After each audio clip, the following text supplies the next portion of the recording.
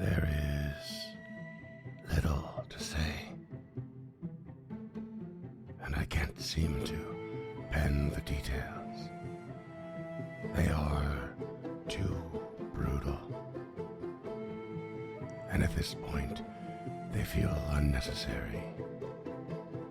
Velcora's abomination vaults have always been filled with death and cold destruction, and the depths to which they reach upon the frontiers of the Darklands only amount to more of the same. Still, a fool's hope had always lingered for our hero of Otari, a savior to myself, and who knows how many countless others. But now he does not see his quest through, and we mourn his sacrifice, celebrate his life, regard his efforts and heroism with a reverent gloom. I only hope his sense of purpose and stoicism was instilled into the others. For dark days surely lie ahead.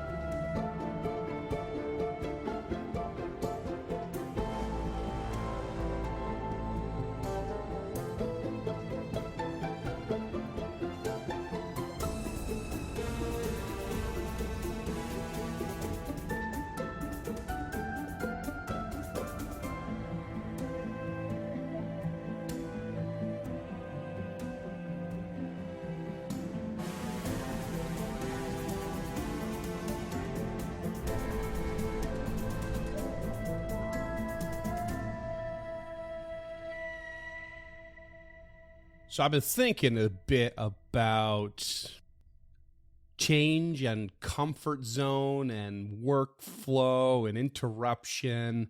Took a bit of a break here between recordings, whilst myself was most of myself was on an extended vacation, which was lovely. Your fault. What part of yourself wasn't, though? Conscience. Yeah. I was thinking about how sometimes you interrupt the frequency of, say, recording this show, or or just an old habit, and like how we often I think most, like the cast, keeping the cast consistent. Right. Yeah.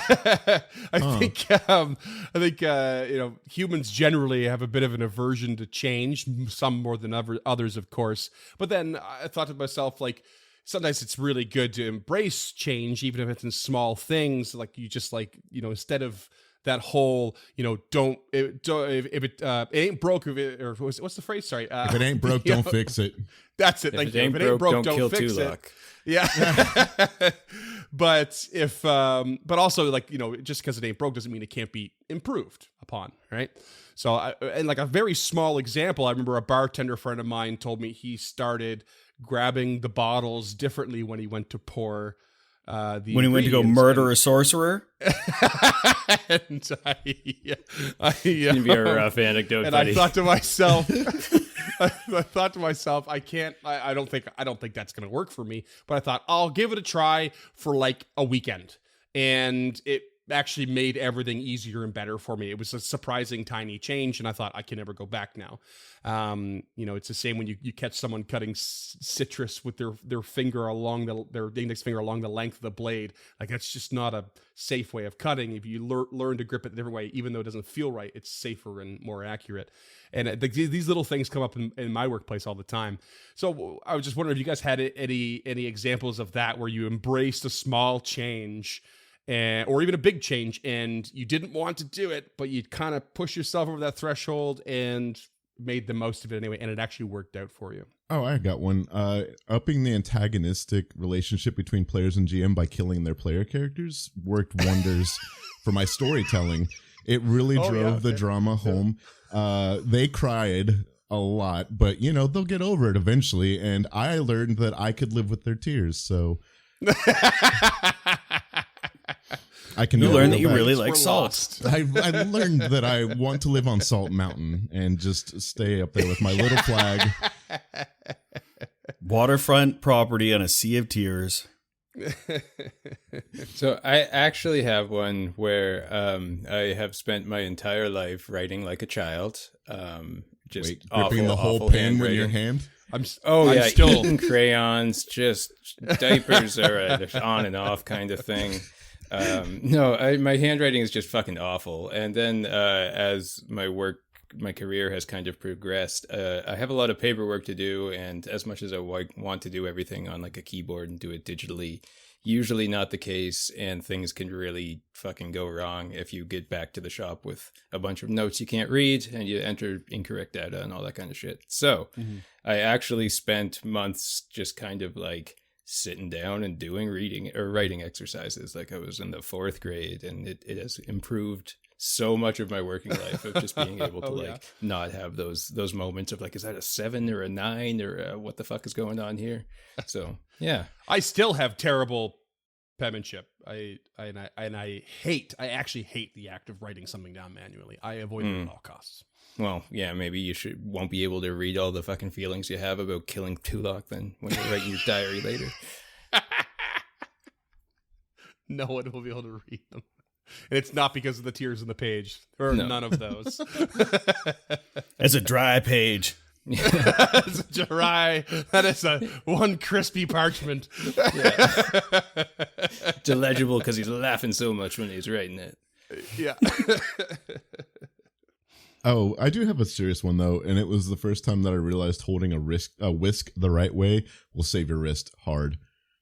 Oh, that was an absolutely massive That really one. depends on what kind of whisk you're using and what the thing is, because there's like 7 different hand positions. No, based for on sure. What you're doing in. But making like aioli and stuff like that, there was definitely a change that my wrist thanked me tremendously afterwards. I'm guessing you don't just grip it like, you know, the whole handle in your fist. So you kind of get it between your fingers in a way. Is that correct? There's, like James said, there's 7 different ways. But I was doing like whisk up, and then I switched to whisk down and was able to do that motion a lot more easily.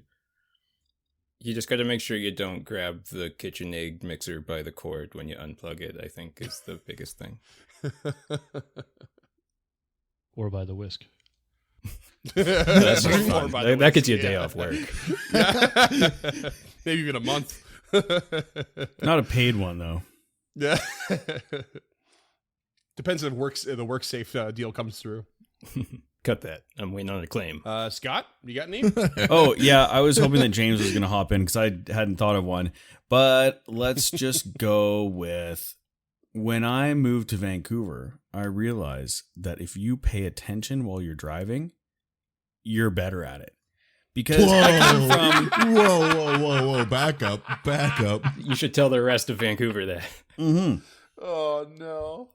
Because I'm from Victoria, which is a small town, and people there are old and drive very slow. So I didn't realize this, but I drive extremely slow. I'm not super aware of what's going on around me. I'm generally just chilling, and that's how I like to drive. But I realized upon moving here that that is not how the other people here like to drive.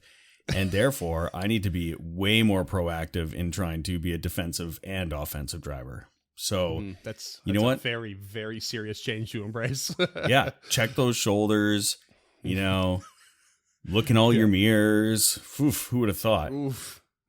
Oh, no. Heaven forbid you'd have to do the bare basics. All the mirrors. I used to be a left side mirror only guy. Hell yeah, dude. And drive way more aggressively and cut people off and don't bother waving at anyone because they ain't going to wave Especially back. cyclists, right? The number one thing that I learned driving a food truck is to absolutely get the sway going, and then you just pull in and people get out of your way.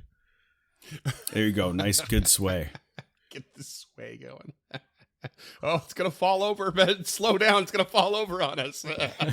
Just a reminder to all love of our that. listeners that Cam lives in a different country, and we don't endorse that way of driving at all, even if it is a fact that it's better. It is, in fact, very effective. Doesn't make it right. What about you, James? You strike me as the kind of person that has learned to embrace a whole bunch of small changes to improve your own life, yet despises changes at the same time. These might be two other wolves, if I were to guess, within you, James. Yeah, it's possible. I honestly don't know. There's so much, like, I'm constantly tweaking my workflow and playing with it, trying to make it better in every aspect of my life, be it miniature painting, audio editing, or my day job. Like, I bought a 3D printer this weekend to make micro changes in my workflows, whether it's organization, the idea that if you don't see it, it's gone kind of concept, that kind of thing. I'm sure there's tons, but I can't think of anything off the top of my head. Yeah, I mean, anytime somebody tells me a way's better, I'm gonna give that a shot, unless I know already it's objectively not better. At least take it under consideration. Think about it for a second and see. It comes as no surprise, I guess. Everyone kind of has an answer or several answers, or no answers because there's too many to even pin one down.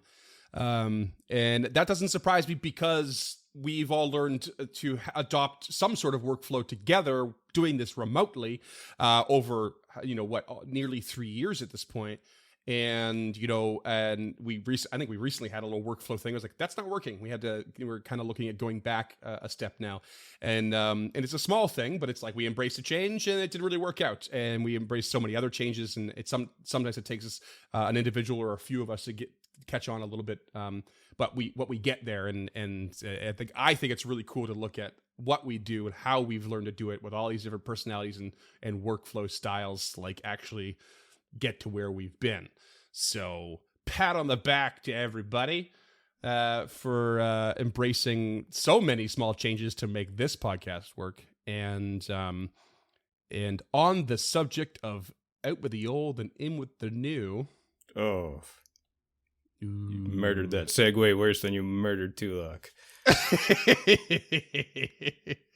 The blood's on your hands. We left our remaining heroes in different parts of Otari, having had this sort of improvised procession for our now dead sage. From what I recall and what our notes seem to read, Ruff went back to Arthur's abode within town to have some alone time. Nick returned to the kobolds for a bit of a chat, who were, the Adamant was trying to sort of inspire Nick to embrace heroism and trust in his new friends. And Lump, alongside Aloria and Tamily, I think it was, are standing vigil over Tulak's body in the Dawnflower Library. We left around, I think it was like middle of the night, like 3 a.m. or something. And we'll fast forward to the morning, the early morning. And I just want to know what each of you are doing with the morning and or afternoon of this day. Lump, seeing the sunrise through the dawn flowers. Do they have stained glass windows here? I would say so, I'd yeah. say they do for funsies. Okay. Seeing the light start to shine through it is going to let out a sigh, look over at Tulak one last time, and then just head out into the town to go find some baked comfort foods. Just like, I don't know, any sort of bread or kolache or pastry or just donut. I don't know if donuts exist in Galarian. I hope they do. And you immediately get the vibe when you get into town. You immediately get the vibe that the town started its day earlier than usual. They didn't go back to bed. They just got back to work basically. Once the vigil outside of the the Dawnflower Library kind of broke away. So there's plenty of fresh baked goods earlier than usual. And Lump will hand over a couple copper pieces to pay for just a nice croissant. And Again, Cam is from a different country, listening. croissant. We cannot reiterate enough that Cam is from a different country. There, make sure that I'm very isolated and alienated at all times. It's a very welcoming environment to be in. And then I think we'll probably head to Arthur's, if they know where that is, just to catch up with Ruff. And arriving outside the door, we'll just gently knock and see if anyone's stirring. I think it's possible that Ruff is probably just coming back at this point. I still don't think he sleeps very much for fear of dreams.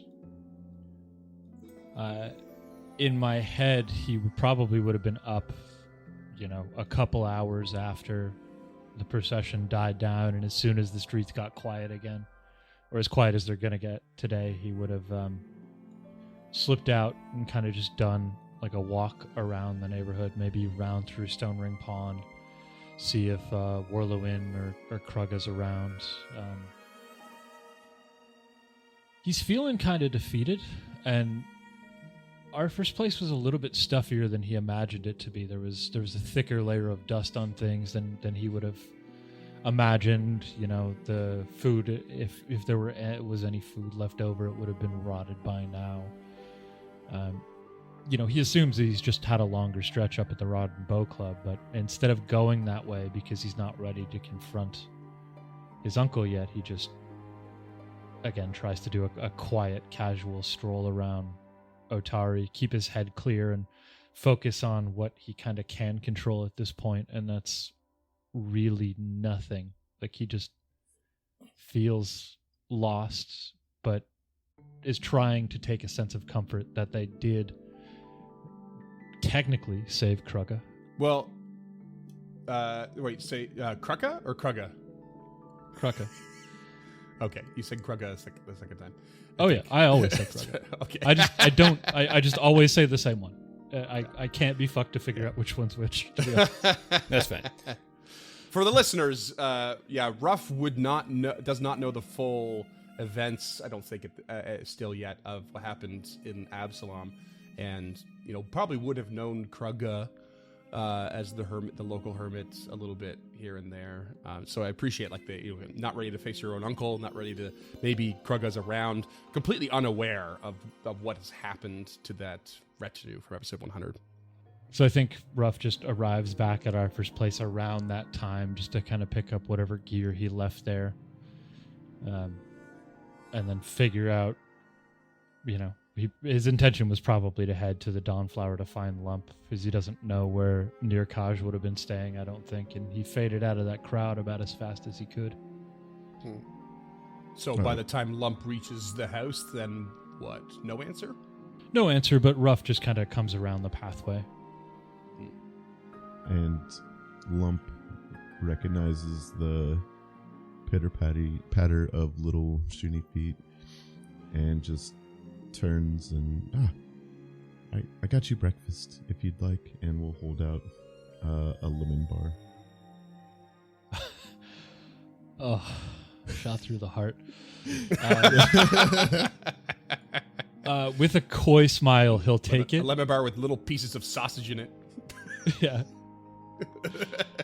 He'll take it with a coy smile, and he'll gesture to Arthur's place. That maybe he just gestures that the door is unlocked. But when Lump turns to go in, he smells the bar just to check to see if it's his uncle's.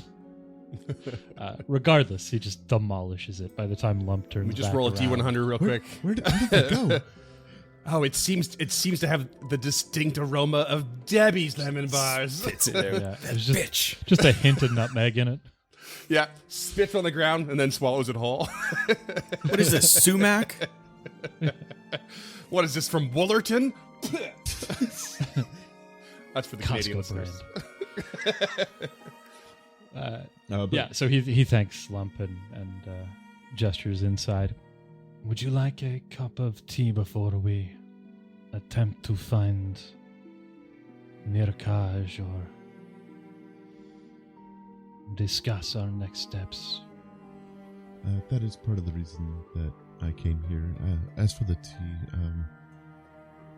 God damn it! The first time I was asked if I like tea, I said it tastes like leaves, and then Freeman forced me to like tea. So yes, I would love a cup of tea. Thank you. That would be lovely. power Was of Ruff the there for GM. that conversation? Do you remember?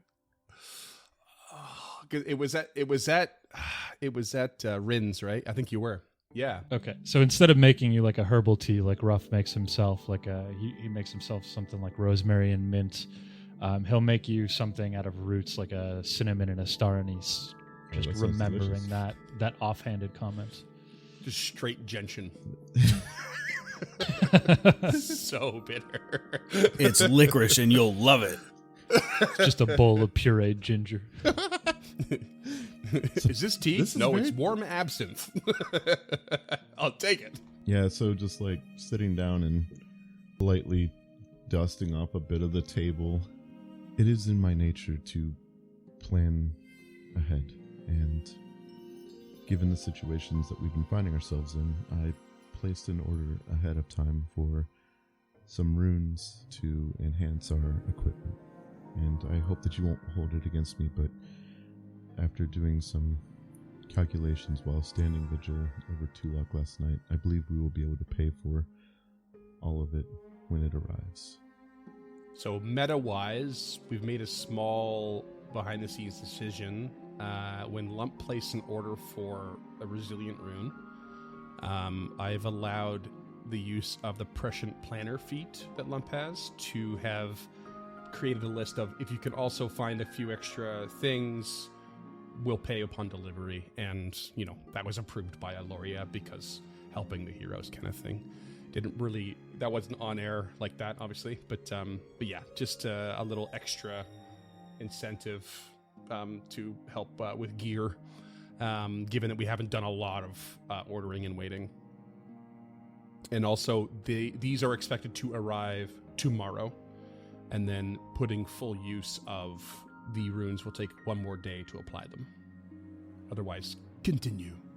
I do believe that Tulok would have liked us to use these things to put an end to this. If I have overstepped, then I will apologize. No, of course not. You are, and have proven yourself to be prescient. You are very, very talented at this, and my mind is not there. I appreciate that you have taken the initiative. What do you believe we should do? Is Nirkaj someone we can count on to see this through? Or do we think that perhaps their search is for the fortune and glory? Can we do this? Now, I don't know if Lump ever properly revealed this. I know you said you did it on air, but I don't know if you ever told the other players or the other characters. But you would know that your call to arms that you sent through Aloria would arrive at Absalom sometime this afternoon. So you might have this partial hopefulness that something will come from it, but maybe not the time. I think as they're talking, Ruff probably turns around to a couple of the portraits along the wall and sees Petunia and maybe Arthur as a child, and just starts brushing some dust off as he's absent-mindedly, not hiding his melancholy right now. There's very clearly some concern with him, and this is the biggest loss Ruff has ever really felt. And playing that is going to be difficult for me, I think, going forward, because I've suffered loss before, but nothing of this magnitude. Not losing a friend or brother in arms, right? Mm-hmm. So I think he just patiently waits for Lump's reply, whether or not, whether or not Lump thinks this is something they're capable of right now. He understands that it's something they have to do, and he doesn't have a choice in the matter. This is, as far as he knows, his only purpose on Galarian right now is to clear the gauntlet, like See 100% through, the yeah. gauntlet. But he's not sure it's possible right now, and that's why he's looking to Lump in this moment for reassurance, because Lump is kind of the only friend he's got left that's cognizant.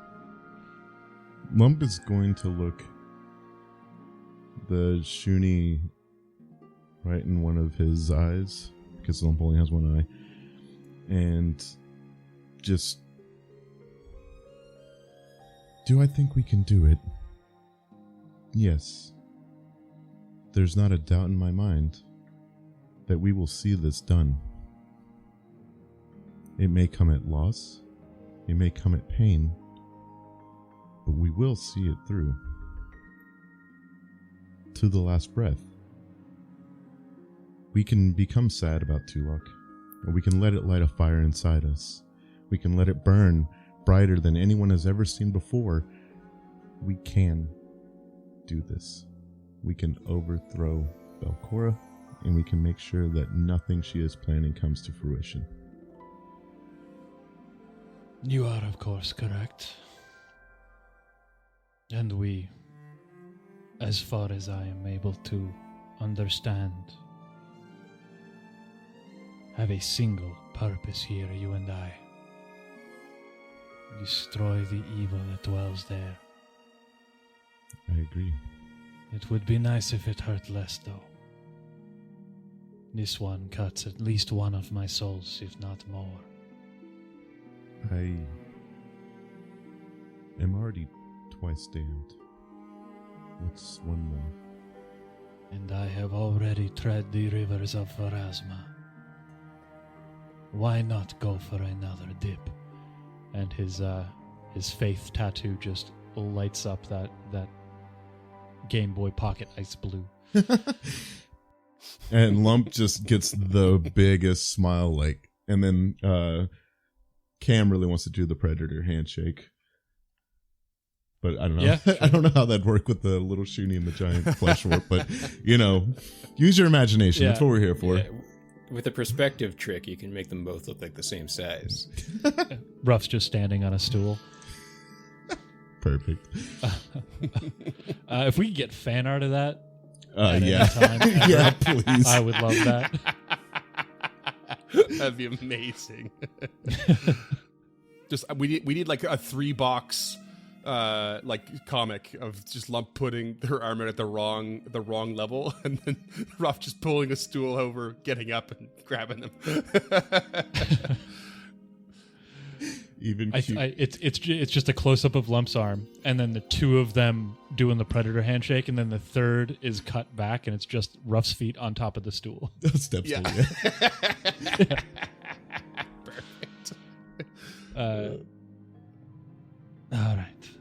Shall we get your shopping and track down our new friend? Yes, the shopping should arrive tomorrow, so I think today we can take the time to rid ourselves of these painful conditions and rest, recuperate. And Oh yeah, some of you still drained, aren't you? yes. Yeah. What about that? And so I think that we should find Nikaj, and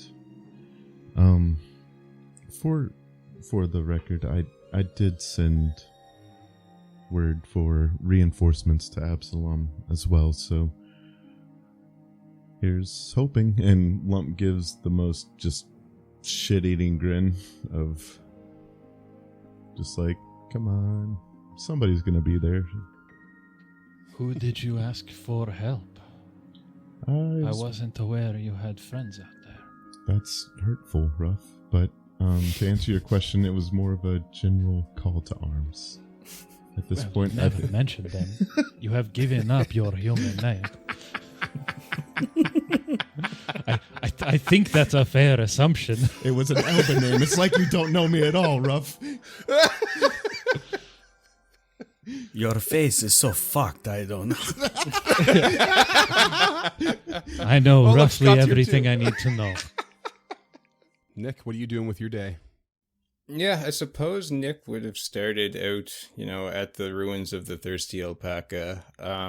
For level up reasons, he's taken a few extra minutes with his getting his stuff together, which will become more apparent when we discuss that later. But yeah, I think he's just trying to this is his first moment to kind of pause and reflect on the absolute insanity that has been. How long has he been with the party? 2-3 days? I think 2 days. Yeah, Krucka lost his mental faculties 2 days ago. Yeah, so it's been a big couple days for Son of a old Mickey bitch. boy. Yeah.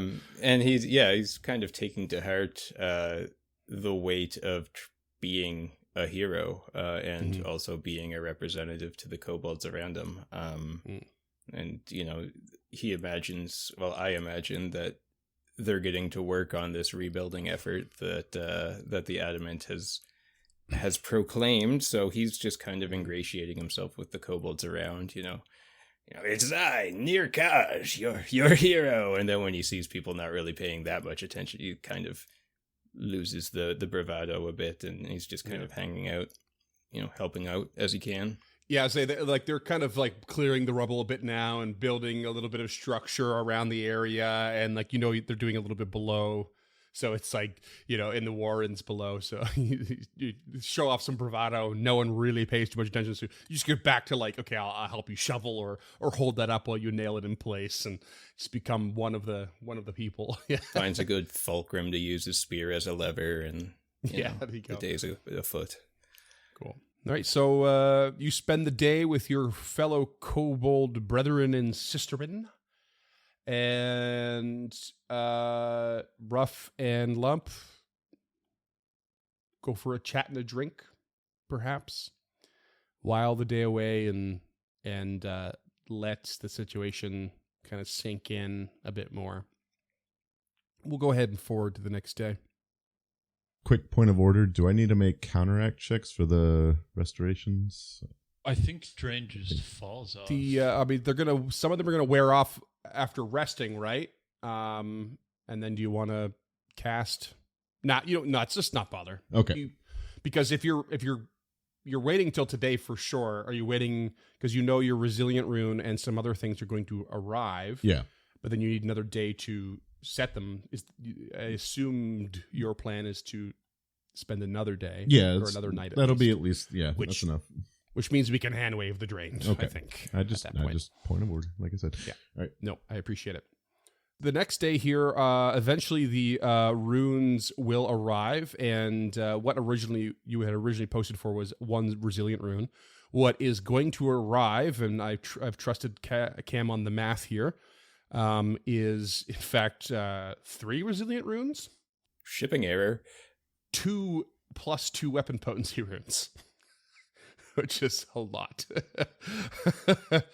You're going to get quite the power boost here. So Ruff and Nick need to adjust their armor and main weapons to both of those runes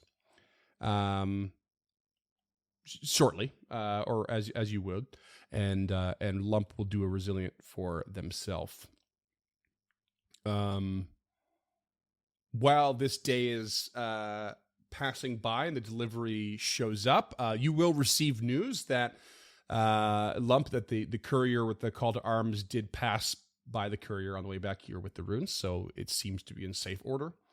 And whatever it is you decide to do with this day, aside from probably hitting up the barracks to get the runes transferred on your equipment, we should talk about level ups.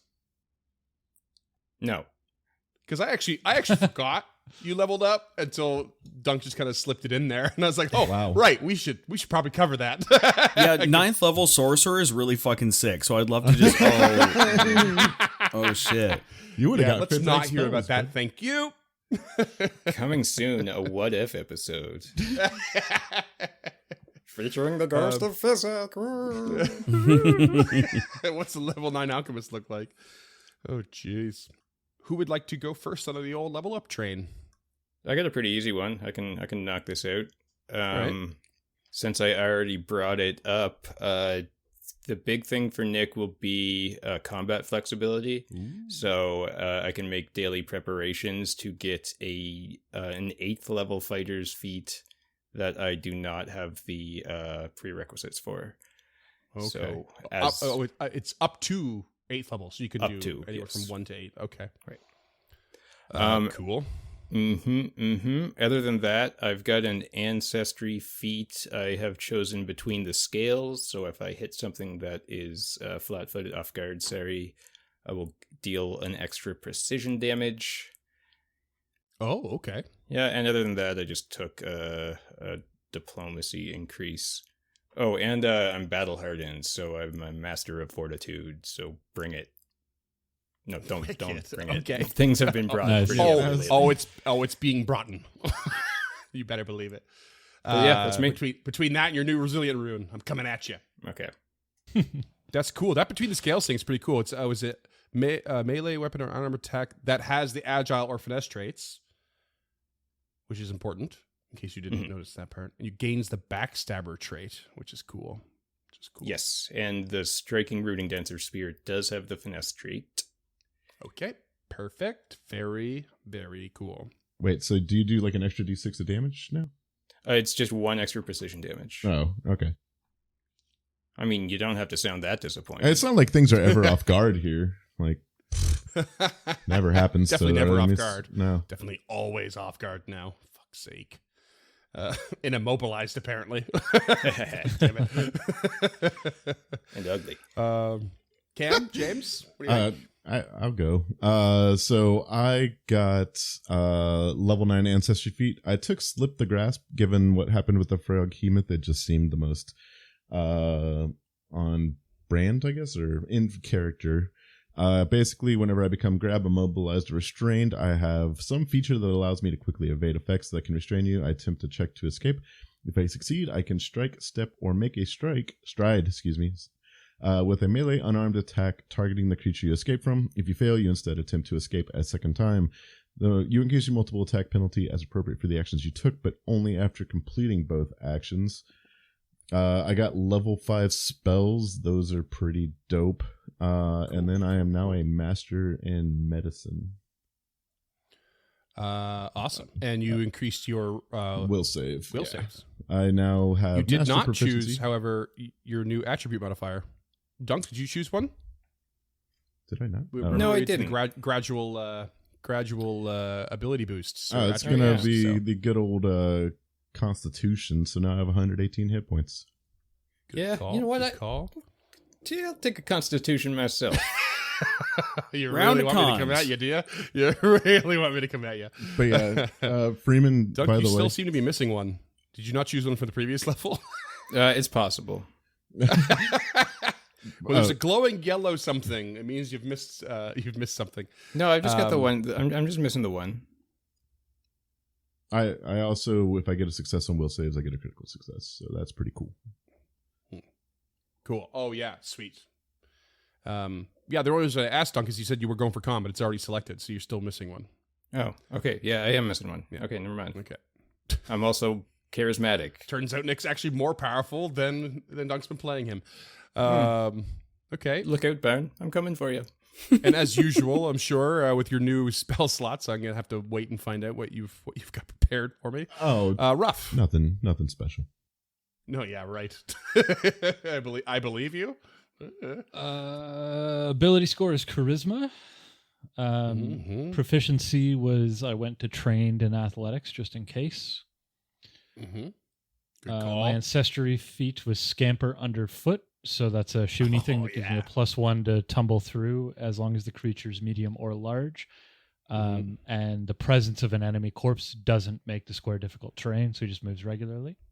It doesn't say corpse; it just says enemy. Usually, they tumble through. They count as difficult terrain. The square you tumble through. Oh, right. Okay. So he like a can just larger move enemy through it. would take 2 squares worth, kind of thing. Sometimes. Oh, okay. Of difficult Gotcha. terrain, so it slows you down. Yeah.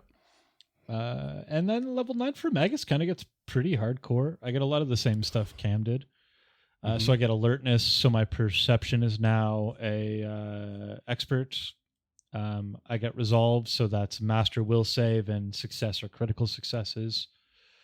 I get expert spellcaster, so my DC is now expert, which is 27. Kid.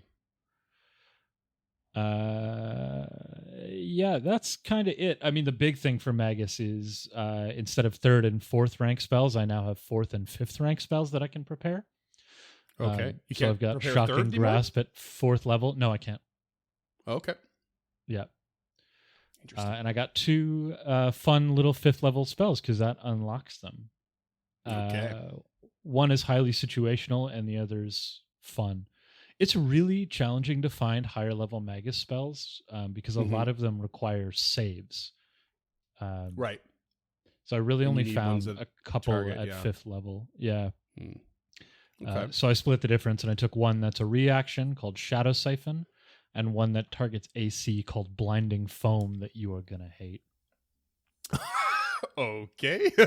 Blinding foam. That sounds interesting. Foam party. I guess I never really thought about the higher level ones being a bit difficult, but that's kind of the beauty of putting a lower level one in a higher level slot too, right? You can like you've done there with Shocking Grasp. Yeah. And enlarge, yeah. So enlarge at 4th level, the creature grows to huge. So Oh no. we got huge lump or huge Nurkash or You might want to get that huge- checked out. yeah. A huge lump? Yeah. A gross protuberance? Wow. It's malignant. It's fine. Huge. That's terrifying. The lump has evolved into Yeah. mound. And Shadow Siphon's a really cool one. So I vaguely transform. remember that spell. Yeah. Yeah, I transform spells into a partial illusion. So any creatures that would take damage only take half. But I treat the shadow spells level as 2 higher. So instead of 5th rank, I would actually be able to counteract 7th rank. Oh, cool. Ooh. Yeah. Wow, that's cool. So it's like everybody gets a save on my reaction. So I'm here for that. Crazy. Okay, that's neat. I can't wait to see that in action. Highly situational, but I think they'll both be really fun. So I've got them both prepared right now. So we'll see. But that's it. Nothing crazy for 9th level Magus, but it really changes the dynamic of the character getting those 5th rank spells. It's been a long time since I looked at the progression of spells for a Magus. Why is it that you can't cast 3rd spells anymore? It's just the Is way it the like- class works. You can only prepare your 2 highest ranks at all times. The only reason I can prepare 1st rank spells is a feat I have called Okay. Studious Spells, and my 3rd level spell comes from an item. My 1st level spell comes from an item called the Grimoire. Oh yeah. The Endless Right. Grimoire that allows me to prepare a lower level spell, and then my 2 second rank spells come from a Magus feat called Studious Spell. But they have to be Okay. specific spells that are prepared there. I can only do Gecko Grip, Sure Strike, and Water Breathing until 13th level. So Okay. Interesting. Crazy. Cool. Very cool. yeah, Magus is awesome. All right. So the runes have arrived. You have gone ahead and put them into the garrison and getting your, you don't have your equipment now that they're transferring the runes over. So you'll have to wait that other day. Is there anything you want to do in the meantime, or do you want to just fast forward here? does Morlabint have a spell book? Does Morlabint have a spell book? Morlabint's got access to a good number of spells and scrolls and stuff. Why? What are you looking for? I'd love to just take a flip through his spell book and maybe learn some shit. Let's see here. Morlabint can typically has the following arcane spells available for paying customers. These are not updated for the remaster. Comprehend language, so that would be translate. Okay. Dispel magic. Yeah. Ant Hall, Okay. mending, and detect magic cantrip. Okay. Those are typically available at any time. With some advance notice, we could have maybe others if you have something in mind. I'd love to just try and learn translocate and dispel magic. Okay. Yeah. Those are translocate or translate or both. Translate. Sorry. Okay. Does if he's got translocate, I'll take that too. But I don't think I heard that one. Oh, I thought you already had that one for some reason. Anyway, yeah, if you want to roll the checks to learn those and pay the gold as you see fit, I'm happy to let you do that math on the side. Are you okay with the typical DCs or no? Yep. Oh, yeah. Okay. Heck, hold on a second. Let's see here. What do you got here, Morlibin?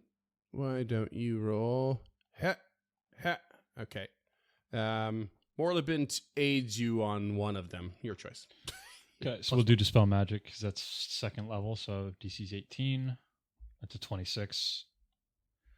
And the next one is a 34. So I don't know what spell that is, but that's a success unless it's. Not They're level. both level 2 spells, so it should have been the same DC, which means you probably critically succeeded there, which means it costs you half, I think. Yeah. So that cost me 6 total gold and 20 minutes. Worth it. Yeah. Yeah, awesome. Lump or Nick, anything you're doing with this second day in town as your gear is being sorted out? Lump will probably go see if they can help the kobolds with anything on the second day. Okay. Just see if they can do some community service around the place. Just trying to stay busy, trying to not think about Tulok or going back in. And they are confident that like they can win, but it's still just a lot that has happened in the, I guess, 4 or 5 days that Lump's been with the party. Mm-hmm. And so they're just processing and just trying to do some manual labor to take their mind off it. Nick? Yeah, Nick's been staying the course with the kobolds, and also as he's going to the garrison with his runes and stuff, he's trying to get in good with the townspeople, kind of starting to regale them with stories of stuff that had happened in the dungeons. I'm sure that some people are kind of wondering about Tulok and whatnot. So I mean, as he's going, he's kind of like, trying to check himself to not be too much of a bullshitter as he goes, but sees himself kind of embellishing details here and there. I think maybe you actually see too, like, there's at this point, if you go into the market, I think maybe some of the kobolds have started to set up a stall to try and integrate into the town a little bit more. And it's like a little like repair stall, like repair all kind of stall, a little tinkering, like whatever it is you've got, we can fix it. You get a hole in your leather apron, we can patch that. Whatever you can think of. If you want to fix a quick fix to the wheel on your cart, we can patch that. And you'll see, I think too, there ends up being a lot of tributes being laid at the wheels and door of Tulok's caravan. Whether it's signs or flowers or little stuffed dolls, much like you might see on the side of the road where, someone was lost in an accident, people have gone out of their way to pile on a few of these tributes to the fallen hero. And Nick stops for a minute and kind of reflects on what the 2 days that he knew Tulok, but his reputation had obviously preceded him being the longest lived hero of Oteri. So he stops and kind of reflects for a moment, and stops at the kobold shop. Oh, what a glorious idea. Now, here's a better idea. Pet rocks. That one's free. Oh yeah, well, that's This is your there's a bunch of neighborhood hero, mumbling, Nirkaj, just that doing is, more yeah. community service. Are the people of Otari really into that? Oh, that's interesting. Okay, think they'll bite. Well, I hope they don't bite a rock. That would hurt. I think that's Maybe more we of a can open dwarf thing. Dentistry office. Maybe more of a dwarf thing. It though. just starts spiraling into something really random. He's already walking away like, I've done my good deed here. Yeah. Does the reflection upon Tulok's reputation does it give a little more like anxiety to Nick, or a little more inspiration, or a little bit of both? Yeah, a bit of both. I think it is just more and more coming to terms with the fact that he signed up for this and he's shown himself capable, and there doesn't seem like the need is there. So he's going to step into those shoes. But not going to be too surprised if he faces some very, very perilous situation that he doesn't come out of, and he's kind of coming to terms with that. because it's all been fantasy in his head up until now. Yeah.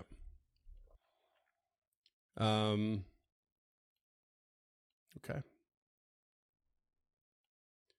So as Ruff, you spend the day learning these spells, and you find yourself ready to leave Morlabint's. And Morlabint gives you, a kind of a wary look the whole time you're in there, which you may or may not find kind of curious. But as you leave the shop, the friendly chime at the door as you open it and close it, and as you do, a courier is running down the street and skids to a halt at you. It's like, Raphael, I was looking for you. Wow, you were so close to the Galentine deliveries. Holy crap. What are the chances? It's a small town. Good, I would think. That's a fair point. Listen, could you find your companions and come back up to the Galentine deliveries? Longsaddle wants to talk to you. Of course, yes. Okay, see you later. Just peels off again. Okay. And he holds up the Sword of Thundara and sight beyond sight. Did you guys did you all Yep. tell Ruff where you are? Yeah, I think that Lump would tell Ruff. And seeing the beam of light passing through the sword up into the sky, Lump will do the Chris Evans log split in half and then just take off running towards the light. Yeah. Nick will also, in the middle of a conversation, look upwards and go, "My people need me," and then try to run away as fast as possible. and the kobolds and stuff like, but where are your people? My other people. Oh, jeez. I love the idea that maybe they didn't tell you where they were, so it's like the couriers just pawned the job off on you, and that's why Right, they yeah. run away. It's like, can you find them? Thanks, bye. You just start sending ignition up in the sky. Just poof, poof, poof, Pumping little out tiny cantrips. fireballs. Yeah. Yeah. Every 6 seconds, a new flare. What is it, Ruff? What is it? What is it, boy? What is it? I was just confronted by a courier. Longsettle wishes to meet us at Galentine's deliveries of all places. Did they tell you to do something and then just peel off without any sort of like goodbye or anything? I've noticed they do that here. Most couriers here like at least have the common decency to, wish you a good day or, stick around for a tip. These Awful rude, if you ask me. just a real piece of shit. It's The upside an is they efficient leave without service. asking for a tip. It is efficient. And you know what? Maybe pleasantries are overrated. So to long saddles? I backtracked on that immediately. To Yeah, pleasant shoes are uh, overrated. This is why Lump has no friends in Absalom. Yeah, exactly. to Galentine deliveries. And Or you March.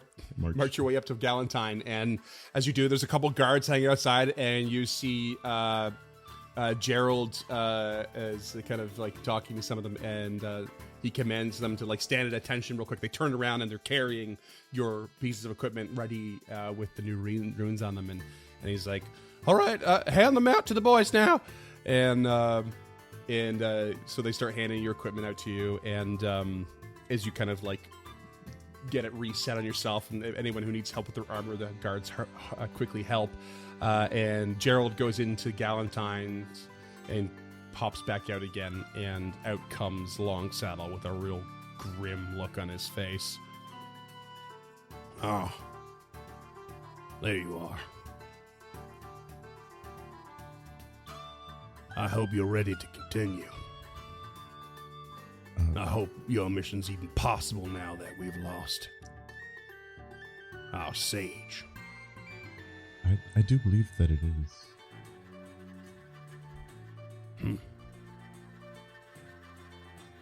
The pragmatist in me says I don't have a lot of hope anymore.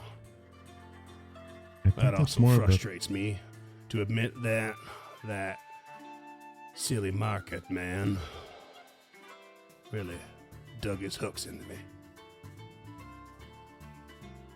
I hope the rest of you can stay latched on as well. Say silly market man. That's what you're going with. It wasn't my smoothest. That's what's admit on it. the tombstone. I was actually, as I was trying to say it, I was struggling to remember if Tulak was a half elf or an elf. So it's like market man, and it just stumbled over it. Well, I can do this now, and Lump will shift their hand into a hook. Just completely awkward. Yeah. And then just failing to read the room a little bit, and then just quietly shift their arm back into another lumpy hand. Gerald's like pulling at his collar. Awkward. And Longsaddle's like, Right. I'll grow on you. You will? Please don't. Typical Lump, am I right? Like a I'm not moat. even sure I want the hooks in me anymore. This is getting weird. Duffy, tell me about it. I have sent word to Absalom if it will help assuage your fears. I know you sent word to Absalom. Word just came in today. Lump looks like they got caught with their hand in a cookie jar. I'm a bit surprised you did it without saying anything. My signature on that call to arms might have helped. Perhaps even the mayor's as well. It would do you a great boon to remember that you're not just doing this for the town. You need to be part of it too. Lump. Is that understood?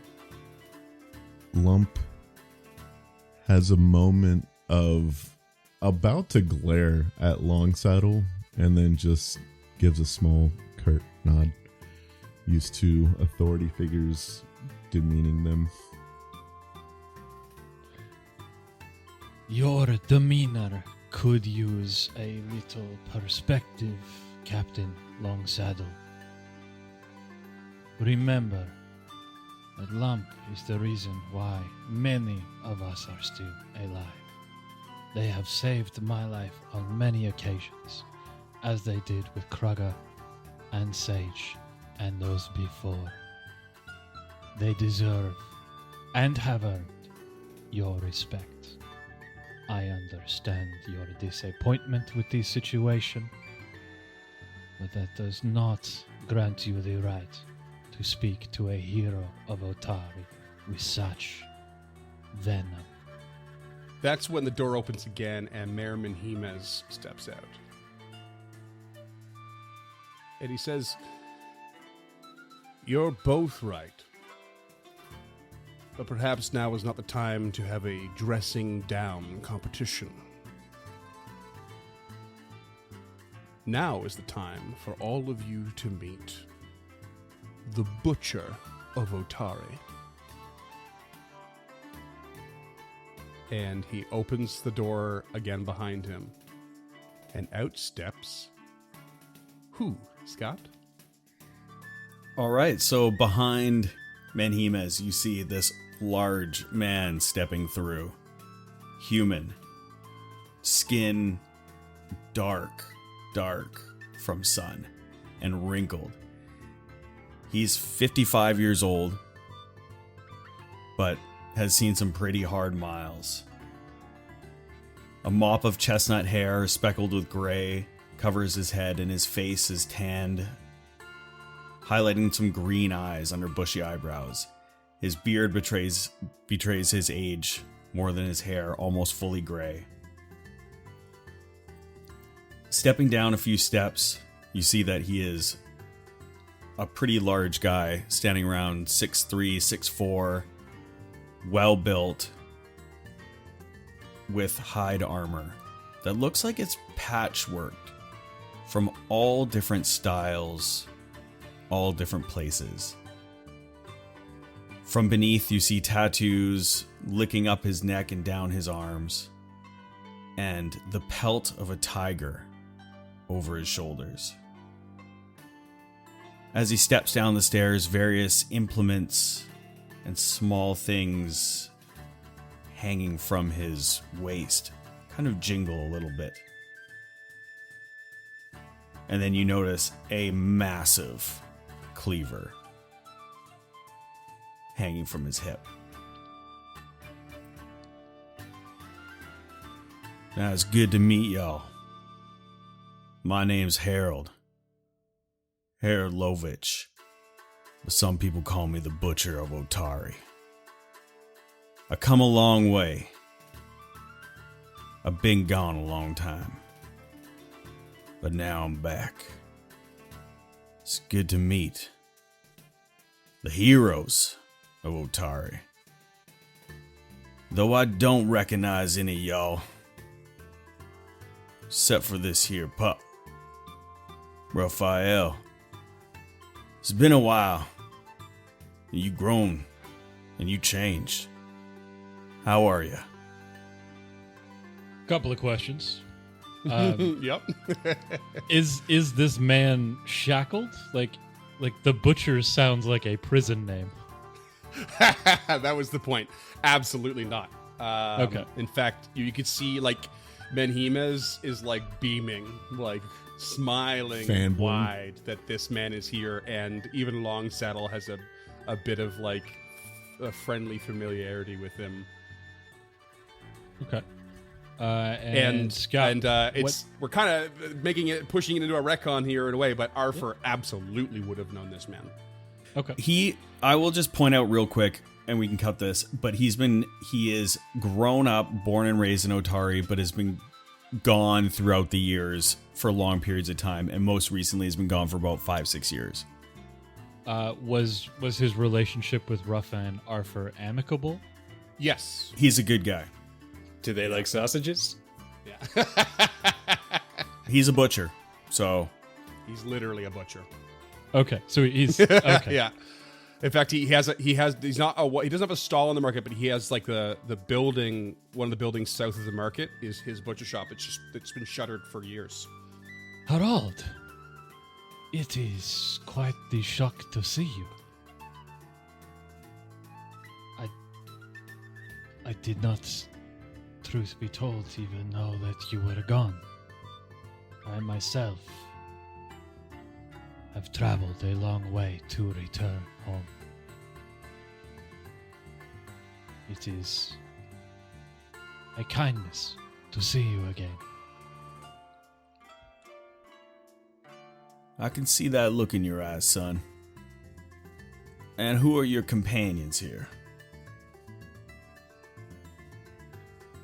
This, if I may present, Nirkaj, voice of the kobolds.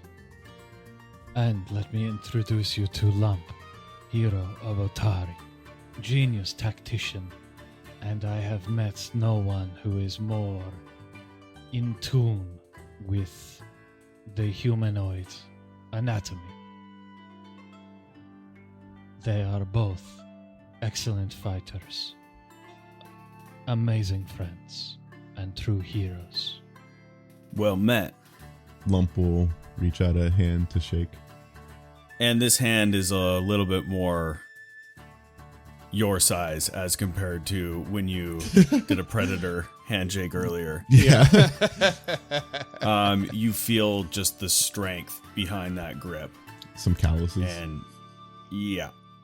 And he shakes your hand. It is good to meet you. I'm slightly surprised that I see some foreign faces here. But I'm truly happy that you've come forth to help my town.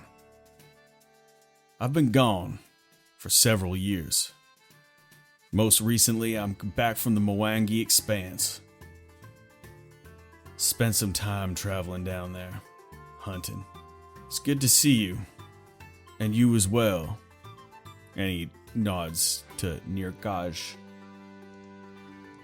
Who nods back. He's just kind of like staring at the massive cleaver.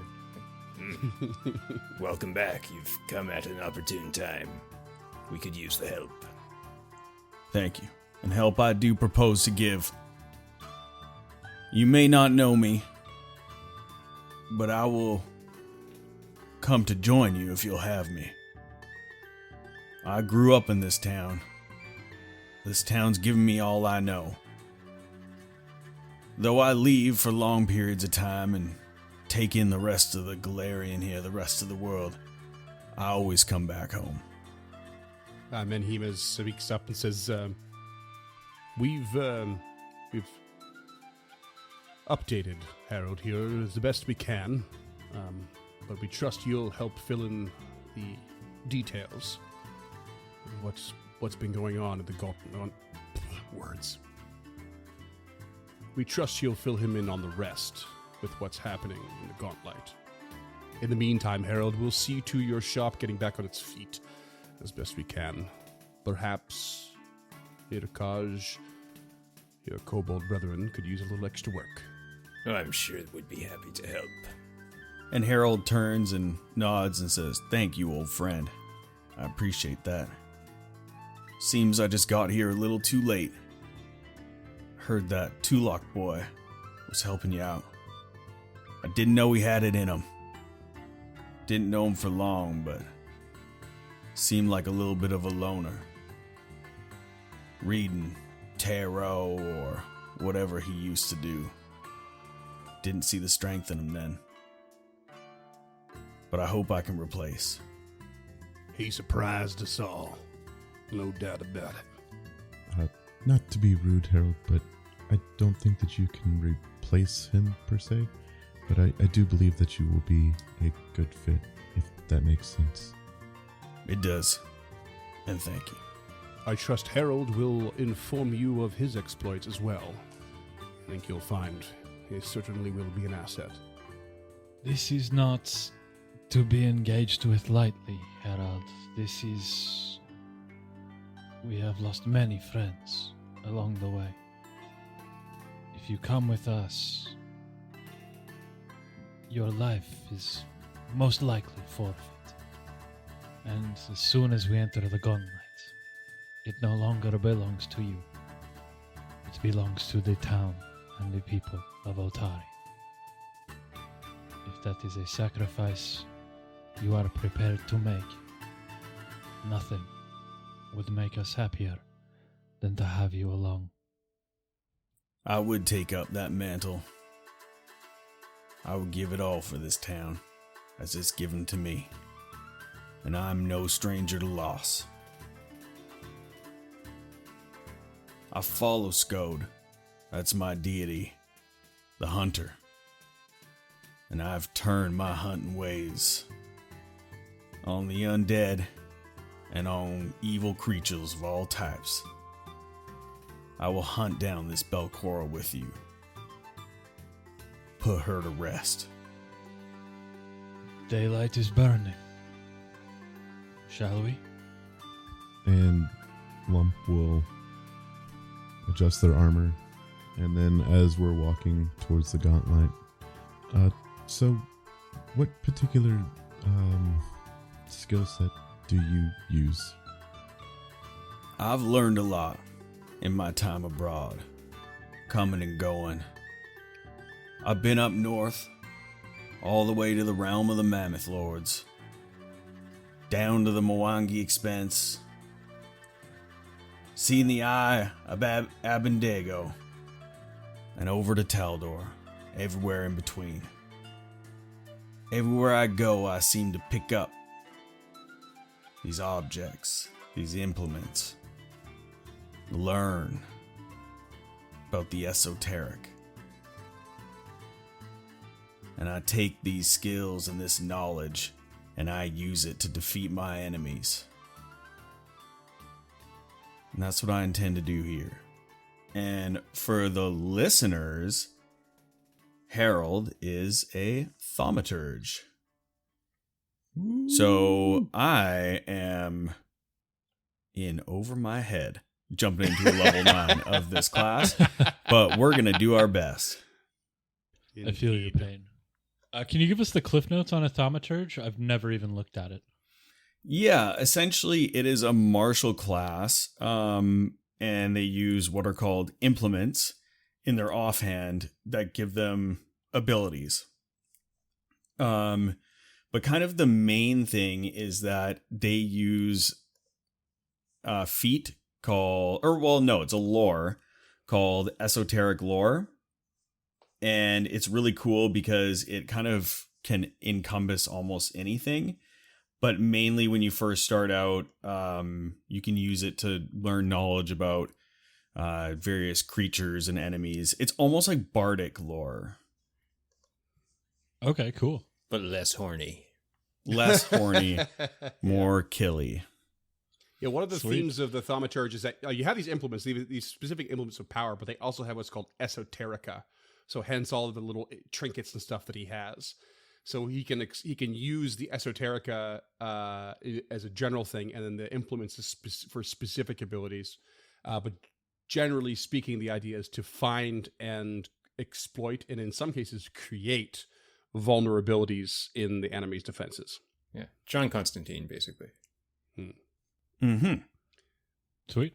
Some of the like descriptions that give like the flavorful ones are really cool. Like, you know, you can create a weakness in a tyrant by, you know, the flavor text is like by, pulling out an esoterica, which is the broken link of a chain from a previous slave. Like it's like really thematic little things like that. And that imposes a weakness upon your target. So it's a lot of like willing vulnerabilities into your enemies through these objects. Do we need to gear Harold up at all? Harold is doing pretty good. I think that the only, you know what? I think I'm pretty stacked right now. You don't have a lot of things. You got the good basics down, I think. Yeah. If there's like floating around items that no one's using, it could never hurt, certainly. But it really depends on what you have left over from Tulok's inventory and Kreka and stuff. Oh, just a broken heart. It looks like we just have a +1 striking short sword. Harold's geared enough. Hmm. He good to go. Ready So for the let's basics. see him butcher some stuff. Yeah, I just wanted to check. We're leaving Otari. Yep. Now feels like the right time to ask that question. So Yeah, Harold's got a +1 striking weapon and a resilient armor for the very baseline stuff. So, and then a couple other like little goodies, Mhm. including a pearly white Aeon stone.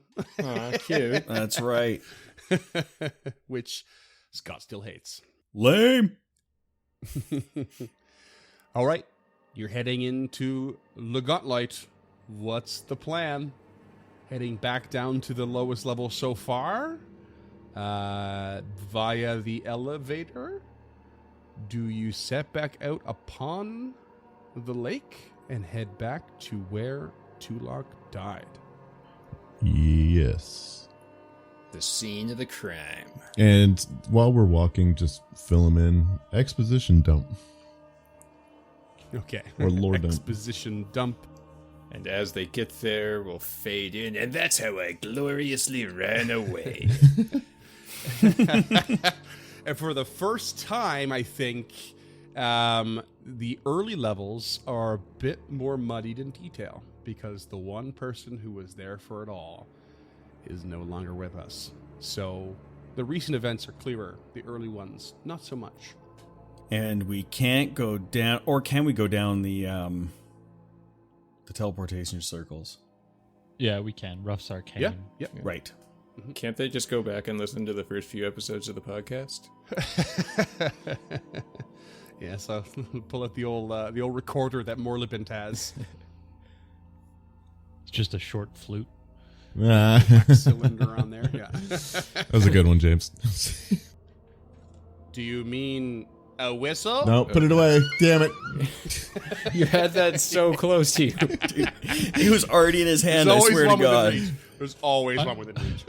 I almost 3D printed you a slide whistle. Why almost? You should have done it. But yeah, I would like to go back to where we came from and Yeah, we also do kind of need to figure out what the deal is, going down there with the Caligny. We did tell them we were going to clear that shit out. Tulok told them we were going to clear that shit out. Yeah, the Caligny, they're on the next floor below, and they are kind of as stuck as the other ones you've met. But yeah, you decided to put it off for now. Yeah, I mean, we sorted out you have there. you have an in on the introduction, which is important when you're ready for it. And Ruff bought 3 scrolls of translate, so we should be okay there for a little while. Remind me, did you check all 3 of these little outbuildings? I don't think so, because we got just detect magic going through, looking. Yeah, for we anything. did check all 3. Okay, I don't remember the bottom one, and I don't see anything in it. I'm sure you checked the bottom one. I remember the this first one because you had the rust monster corpse sorry. in there, and I remember you guys we discovering did. We that. did the top one, this one, and this one. I didn't even realize that was another one. And we searched this one too after Tulok, right? Yeah, I was counting that one. Okay. 1, 2. I and don't know 3. if you did because we were kind of caught up. I don't know if you actually bothered to search after Tulok. I think you went straight back. I don't think you searched at all. So Okay. you grabbed the body and went. Then we're gonna. So Tell me, Harold, are you any good at looking for things? I am pretty good at taking a look for things. Spend a lot of time in a lot of deep, dark places like this. Unfortunately. Spent a lot of time in the middle of haystacks looking for needles. Yeah, I can take my time and search very thoroughly if that's what you're asking. That's what I was about to ask. And some might call me a master when it comes to perceiving things. Where do you want to search first? Did you want to search the one up here, or you want to go, to the southern building? What are you thinking? I'll go to the north and just do a thorough search in there. Also, I almost call him Tulok. As Harold searches around, Ruff will stand vigil at the bridge and take the scout activity. Okay. as Harold is searching, he has pulled out the cleaver from its sheath, and it looks like probably the sharpest thing you've ever seen. It is just gleaming, like that edge has just been worked into the most razor sharp edge possible. Classic searching knife. Yeah. All right. Roll me a thorough search. Ugh. 2 on the die for an 18. Ouch. What does thorough search do for you again? If you do a GM roll secret check, you get a +2 circumstance bonus to the perception check. If you succeed, you get a critical success instead. That's a great skill. 20. +2, making it 20. Oh, isn't that a meat to beat, my friend? Hey. Hey. Oh, it's a critical. So you extra Becomes found a it. critical. You spot a fake flagstone in the wall. A false flagstone? Hey, come over yonder. I think I found something in this here wall. And Harold will activate it. You pull it aside, and as you do, it pulls open a secret door. 5-foot wide hallway. Ba-ba-boom. Extending 15 feet to the east. Good job, Harold. That was great. Then banking to the north. Do you mind if I go first, or would you like to? I don't mind. I don't want to step on your toes. Oh, they're steel clad. It will be fine. I don't know how many you got in there. It's a mystery to me as well. Be aware we think something is living on the other side of the bridge here. Not for long. Yeah, for the listeners, they are north of that bridge that they were originally about to cross when they got ambushed by the Froghemoth, of which on the other side was a massive cavern filled with fungus and mushrooms and a giant spider's web. You did good to find the hidden passageway, but it looks like it just ends here. Does that normally happen? Why don't I take another peek at that? All right. And Harold steps past and would like to thorough search again, this time for a 36. Ooh, he's good. Yeah, you find what appears to be a natural rock wall from this side, You find a little depression or some such, and boom, it opens up before you, and it extends into a northern part of that massive cavern. Straight ahead of you is a bunch of mushrooms and fungus, of course. And one thing that stands out is that the northeastern part of this cavern is a perfectly rounded edge, like a constructed wall, as opposed to a natural cavern. The rest around you does appear to be quite natural, although to the north you have dark vision? Probably not, eh, Harold? No. Yeah, so you can't see too far ahead of yourself. Actually, do you have a torch and stuff too? Do you have light cast on you? We're going to have to cover light that. cast on me. Okay. So light extends out dim light 40 feet. Is that right? Or is it farther now that you have it's heightened? It's got to be Dim farther. is 40. 60 and Heightened 60. to fourth, 60 and 60. Okay. So 120 total. Okay, so yeah, kind of get the light a little bit farther past the threshold instead of in this tight corridor. So I'll require you guys to step forward a little bit. You do catch that there is a creature to the north standing next to a door. And it looks like this. Oh no. That's a Gorgon. Hey, wait a minute. That one's got snake for hair. Jealous? This little. female form with these writhing snakes on her head is standing there almost like limply, like kind of guarding the door, but in a strange posture, not really at attention. And as you step through the threshold and the light spills over the cavern, you see her suddenly snap to attention a little bit and do a slow turn towards you. And then a slow grab of an arrow, and raises her bow and quickly knocks it, pulls it back. And that's what we're going to call it.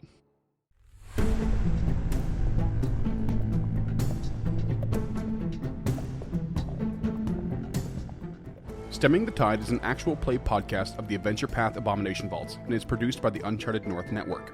Stemming the Tide uses trademarks and/or copyrights owned by Paizo Inc., used under Paizo's community use policy. We are expressly prohibited from charging you to use or access this content. Stemming the Tide is not published, endorsed, or specifically approved by Paizo. For more information about Paizo Inc. and Paizo products, visit paizo.com. Music is composed by Will Savino and artwork by Greyhood. Stemming the Tide is recorded remotely using Foundry Virtual Tabletop. If you wish to connect with us or support this project and projects to come, we can be found at unchartednorth.ca, patreon.com/unchartednorth, and on all major social media platforms. Links to all credits can be found in the episode description and our website. Thanks for tuning in.